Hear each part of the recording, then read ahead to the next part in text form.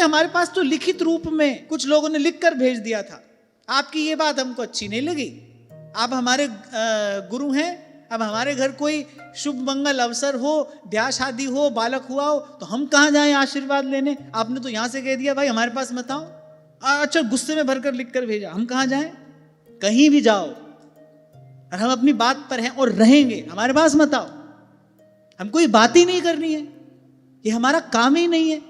और वैसे भी ये जिसका काम है उसी को साजे, हमको उसके कार्य में कोई हस्तक्षेप नहीं करना है, भूल कर भी नहीं करना है।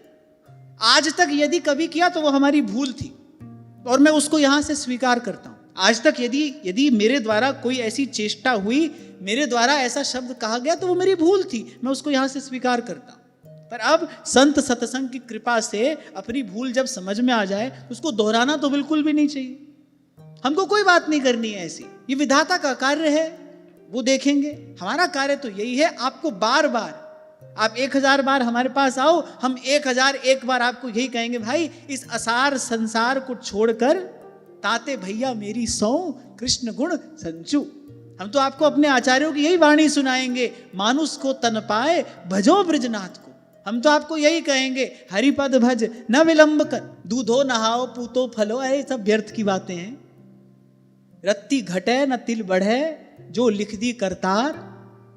और मुझे तो लगता है कि इस सत्य को स्वीकार करके ही कोई परम सत्य की ओर बढ़ सकता है। बिठा लो अपने भीतर ये बात। पहली बात तो किसी के कहे से कुछ होता नहीं, इन सब बातों में कुछ रखा नहीं है। और मुझे लगता है किसी सत्पुरुष का आशीर्वाद लेना भी हो तो इस तुच्छ वस्तु के लिए तो बिल्कुल भी नहीं लेना चाहिए। कोई समर्थ संत मिल भी जाए फिर उसका आशीर्वाद क्या संसार पाने के लिए लोगे? इससे बड़ी मूर्खता तो और कुछ हो ही नहीं सकती।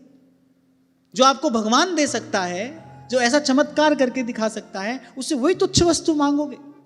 यही बात यहां भगवान कह रहे हैं, जो मेरे अतिरिक्त कुछ और चाहता है वो तो मूर्ख है। और उस मूर्ख के मांगने पर उसकी मांगी हुई वस्तु दे देने वाला बोले वो भी मूर्ख ही है, बोले अकल उसको भी नहीं है। अब बताओ हम क्यों आए मूर्खों की श्रेणी में? भगवान जिनको मूर्ख कह रहे हैं बोले मांगे और दे दे।